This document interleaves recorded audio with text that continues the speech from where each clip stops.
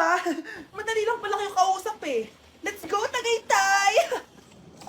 At dahil maraming hindi nakasagot ng full name ko, iibahin ko yung mga tanong. Salamat naman. Number 1, 2 plus 2. Yes, may tamang sagot na ako. Number 2, what is the powerhouse of the cell? Ang dali naman. Makaka-perfect ako. Number 3, ano yung pangalan ng crush ko nung elementary pa ako?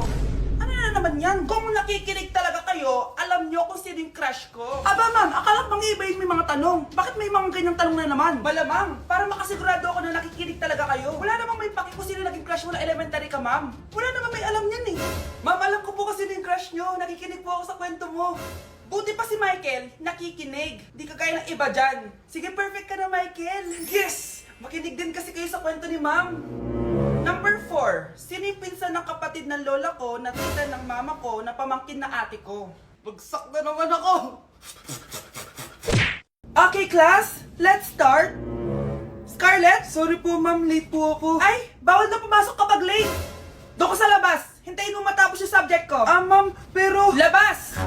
Pinahiya mo ko, 5 minutes nang late si ma'am. Sorry class, na late ako. Start na natin discussion ha? Ay hindi ma'am. Kapag na late na, bawal na pumasok. Aba, sino nagsabi sa'yo niyan? Ikaw po ma'am.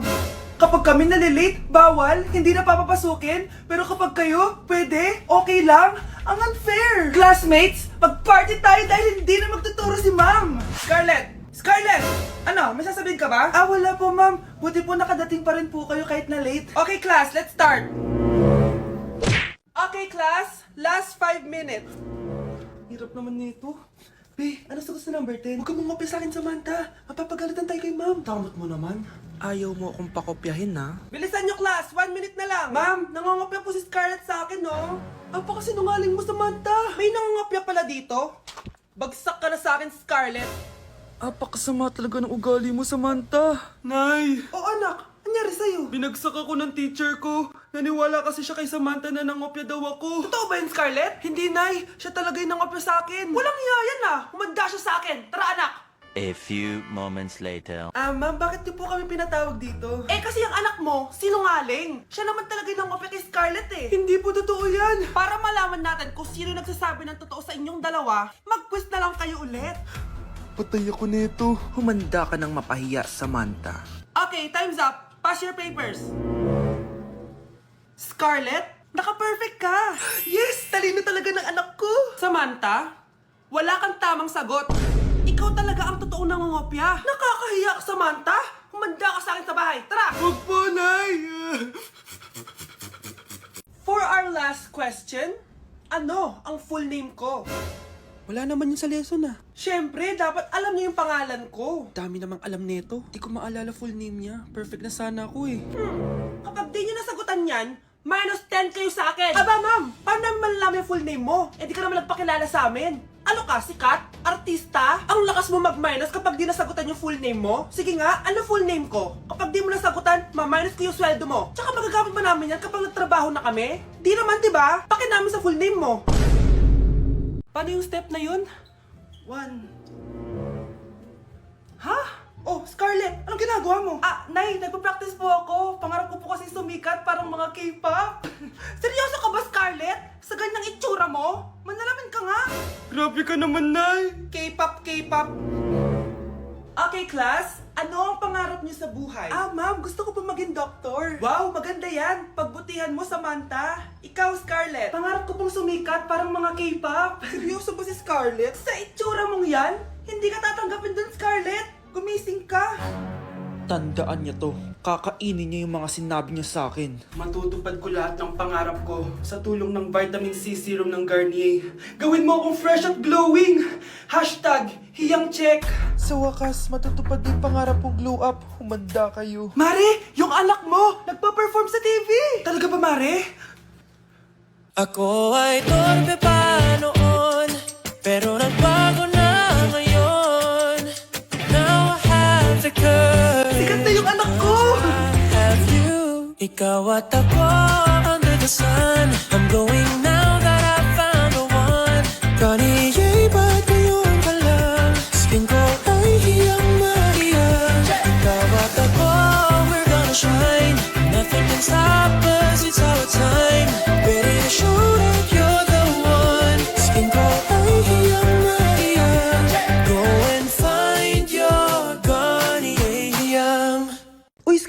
ba ex-boyfriend mo yung bago ni Samantha? Samantha, tinraidor mo ko. Hi Scarlett! Sabay na tayo mag-review. Sino ka? Lu, ako to, si Michael. Kaklase mo ako, di ba? Alam ko lahat ng sagot sa exam. Talaga ba? Sige na nga, turuan mo ako dito. Yes! Sabay tayo magiging perfect! Uy, sarap niyan na! Oh, mag-isa ka lang? Oo. Wala naman akong kaibigan dito eh. Ako, pwede ba ako maging friend? Boyfriend? Ha? Ayan ka na naman eh. Joke lang, ito naman. Kain na nga tayo. Oh, Scarlett, ano yan? Ba't ka na kasi mangot? Bagsak kasi ako sa quiz kanina. Naku, okay lang yan. Ako nga, araw-araw bagsak sa'yo eh. Ha? Ano sabi mo? Sabi ko, smile ka na kasi pasado ka naman sa akin. Alis na ako, pasok na ako ah. Baliw! Ay, umuulan pa! Mga gamit ko! Ayan, di ka kasi nagdadala ng payong. Pag ikaw nagkasakit ha, salamat ka, nandito ako. Michael, ba't nandito ka pa? Hatid na kita sa bahay niyo, baka mapano ka pa. Gusto ko safe ka makauwi. Lo, sige na nga. Go na, be! Scarlett? Michael? Ship ko kayo! You may kiss the bride. Mag-kiss na kayo! kayo. Anong kiss? Lo, parang di gusto. Dalian yun, nakis mo na sa noo. Humanda ka, Scarlett. Tapos na yung maliligayang araw mo. Hi, Bes! Uy, Bes! Boyfriend ko nga pala, Michael, si Samantha, best friend ko. Hello, Samantha. Nice to meet you. Hi, Michael. Ako nga pala si Samantha. Una na kami, Bes, ha? Bye-bye. Masaya naman kami dati. Inagaw lang siya ni Samantha. Yung best friend ko pa. Nay, alis lang ako, ha? Sige, anak. Iniwan niya phone niya. Ano kayang pinag-uusapan nila dito? Mga walang iya kayo. Humanda kayo sa akin. A few moments later. Bakit niyo po kami pinatawag, Nay? Kung hindi ko makikita yung phone ni Kyle, hindi ko malalaman pinagsasabi niyo sa akin. Lagot tayo, ate. Kung san-san mo kasi nilalagay phone mo, Kyle. Nakalimutan ko eh. Mag-umpisa tayo sa'yo, Kyle. Anay, puro na lang itlog at hotdog niluluto ni nanay. Mas masarap pa magluto yung kapitbahay natin. Sige, next time, ipagluluto kita ng sinigang na hotdog. O ikaw, Brianna. Alam niyo bang nagalit sa akin si nanay kasi dati with high honors ako, di ba? Tapos ngayon with honors na lang. Siya nga bagsak nung high school eh. Oo, bagsak ako. Pero top 1 ako ng kinder. Kevin? Wala akong sinasabi ha. Grabe talaga si nanay. Umaga pa lang galit na siya. Tapos utos pa siya ng utos. Bawal ba magpahinga sa bahay na to? Grabe. Wow, wala ka palang sinasabi ah. At ikaw, Scarlett? Yes, nay. Mga be, alam niyo bang galit na galit sa akin si nanay dahil daw nag-boyfriend ako na maaga? Siya nga maaga nabuntis eh. Di naman ako nagalit sa kanya. May problema ka ba sa maagang nabuntis? Wala akong problema, nay. Idol nga kita eh. Ha? Anong idol? Buntis din ako. Good morning, ma'am. Ba't ang laki ng tiyan mo, Samantha?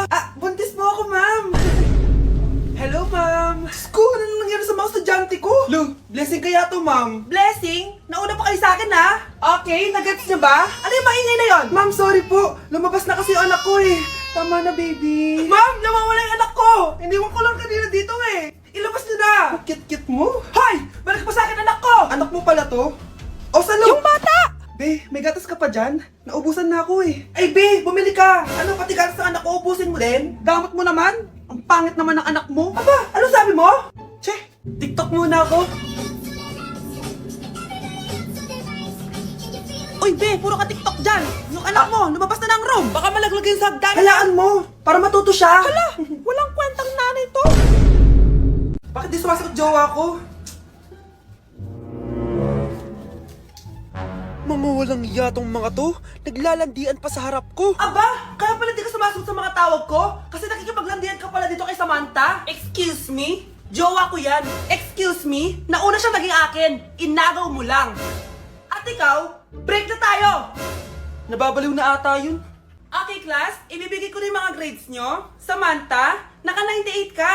Ikaw ang highest. Deserve mo yan, Samantha. Thank you, ma'am. Paano naka-98 si Samantha? Puro kalandian lang naman hinatupag niya. Kapag inggit, pumikit na lang. At kayong lahat, 95. Maliban lang kay Scarlett, ikaw lang ang bagsak sa buong klase. Bagsak ako? Hindi pwede, ma'am. Ipasa mo ako. Wow! Anong ibibigay kong grade sa'yo, madam? Di ka naman pumapasok sa subject ko. Lagot ako sa nanay ko nito. Nay, bagsak po ako. Ayan! Kaka-boyfriend mo kasi yan! Huwag ka na umuwi dito, ha? Paano na ako nito?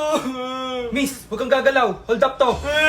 Wala na bang mas mamalas pa sa araw na to? Akin na po mo tsaka bag mo. Kuya, wag po. Akin na! Ayoko na! Ayoko! O anak, anyari sa'yo? Anay, masamang panaginip lang. Ayan, hindi ka kasi nag-i-skincare bago matulog. Ah, ganun pala yun, Nay. Oo, anak. Try mo tong overnight serum ng Garnier. May 10% pure vitamin C to so that you can #power through the night. Kaya goodbye na sa mga nightmares. Ah, sige, Nay, tatry ko. Grabe, ang fresh ko na naman. For sure, mai-in love na naman sa akin yung jowa ko. Oo, glowing ka nga, anak. Pero huwag ka ilusyonada kasi wala ka naman jowa. Grabe. Grabe ka, Nay. Okay, next applicant. Makinis, maputi, maganda yung ngipin. Okay, introduce yourself. Hi, I'm Scarlett, and I want to show the world, the universe rather, that I will confidently shake your fries with a heart. Bakit gusto mo magbenta ng fries? Thank you for that wonderful question. To be a tindera is both an honor and a responsibility. If I were to be a tindera, I will use my voice to influence the youth. Thank you. Okay, eto, mas mahirap na tanong. Ano mas masarap na flavor? Cheese o sour cream? If people were to argue between cheese and sour cream, well, everything is good, but in moderation. Thank you. Magaling! Pasok ka na sa top 10! The new Miss Potato Corner is Scarlett! Nasaan na yung 1 million na prize? Anong 1 million na prize? Magluluto ka ng fries. Pasok ka na sa trabaho. Magluto ka na dun, dali. Nagugutom ako. Sige po, magluluto na ako. Bakit nawawala alaman ng class funds, ha? Sinong kumuha na ito? Ah, ma'am, kilala ko po kung sino yung kumuha. Oh, Samantha, sino kumuha? Sino pa ba, ma'am? Eh, this is Scarlett. Ha? Wala akong kinukuha. Scarlett, ikaw pala yung kumuha ng class funds? Sumama ka sa principal. Ngayon na. Apaka-hype talaga nitong si Samantha. Bye, Scarlett. Dami nito ah. Mukhang makakabili na ako ng bagong phone. Ha! Nahuli din kita! Ikaw pala yung kumukuha ng mga class funds natin? Oo, ako yung kumukuha. Bakit? May problema ba? Ang problema ko, ikaw. Ako pa sinisisi mo na kumukuha ng class funds, eh ikaw naman talaga? Isusumbong kita kay ma'am. Wala ka namang ebidensya. Ikaw ang isusumbong ko dahil naniniwala naman sa akin si ma'am. Humanda ka sa akin, Samantha. Wow, may bagong phone si Samantha. Sana all. Bigay ito ng parents ko, guys. Class! Sino naman kumuha sa class funds? Si Scarlett po yung kumuha, ma'am. Pagsabihan nyo nga yan. Ako na naman? Nagpapatawa ka ata, Samantha. Talaga ba, Samantha? Kitang-kita ko na kumuha ka dito. At narinig ko, nabalak mo na naman si Scarlett. Ah, ma'am, di po ako yun. Gagawin mo pa ako sinungaling? Diyan ka naman magaling, di ba, Samantha? Sa pagsisinungaling? Sumama ka sa akin sa principal at ipapatawag ko yung magulang mo. Buti nga sa'yo, Samantha. Deserve mo yan. Nag-uumpisa pa lang ako. Yes! Ang taas ng score ko! Anong score mo, Scarlett? Ah, 19 yung score ko. Ay, hindi perfect. Buti pa ako, naka 20. Bawi ka na lang next time, ha? Scarlett, nagawa mo ba yung assignment natin? May assignment tayo? Hala, di ko nagawa. Huwag mo nang sasabihin kay mama. Ah, sige, di ko sasabihin. Ma'am, may assignment po pala tayo. Ay, oo nga pala, may assignment tayo, class. Ang hindi gumawa ng assignment, bagsak sa akin, ha? Bida-bida talaga tong si Samantha. Okay, class, sinong iboboto niyong president? I nominate Scarlett, ma'am. Ako? Di ako papayag. Dapat ako yung maging president. Go, Scarlett, kaya mo yan. I nominate myself because I believe na mas responsible ako. I believe na hindi ako nangungupit ng class funds. Iboto niyo ako dahil matataas ang mga scores ko. Iboto niyo ako dahil hindi ako nangungopya para lang tumaas ang score. Ako ba pinaparinggan mo? Mukhang may natamaan ata. Congrats, Scarlett. Deserve mo maging president. Gagawin ko yung best ko. Good morning, class. Hindi na papasok si Samantha. Ha? Ano nangyari? Ang balita ko, nag-drop na siya dahil sa sobrang pressure sa nanay niya. Palagi siya pinapagalitan kapag hindi perfect yung score niya. Nagalit din yung nanay niya nung hindi siya nanalo ng president. Kaya, na-depress talaga siya. Kawawa naman pala siya.